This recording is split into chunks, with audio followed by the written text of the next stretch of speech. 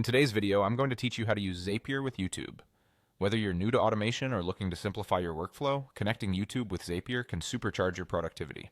Let's dive right in. First, head over to the Zapier homepage. Zapier is an intuitive online automation tool that connects your favorite apps and services, essentially allowing them to work together seamlessly.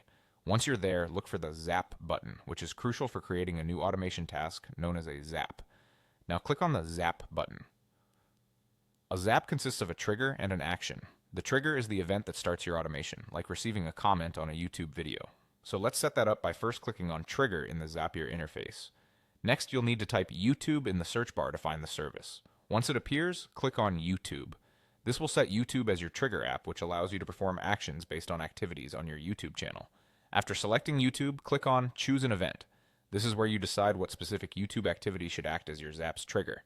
For this demonstration, we'll select New Comment on Video, meaning every time you receive a new comment on your YouTube video, this Zap will activate. The next step is to connect your YouTube account. Click on Connect YouTube and you'll be prompted to log into your Google account if you haven't already. Make sure you choose the correct account associated with your YouTube channel. You'll see a list of permissions Zapier needs from Google to operate effectively. Click on Select All to grant Zapier permission to access your YouTube data. Don't worry, these permissions are necessary to ensure Zapier can automate your tasks seamlessly. Then click on Continue to move forward. Now you're almost halfway there. Next, hit Configure and type in the specific video ID you want to track comments on. This is especially useful if you want to tailor your automations to a particular video. With your video ID in place, click on Test.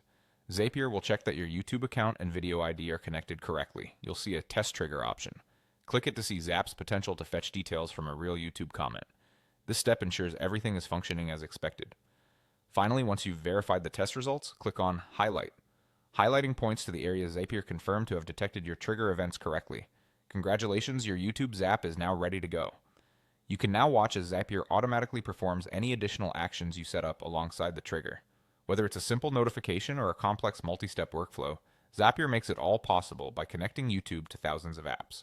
So go ahead and explore the endless possibilities. And happy automating!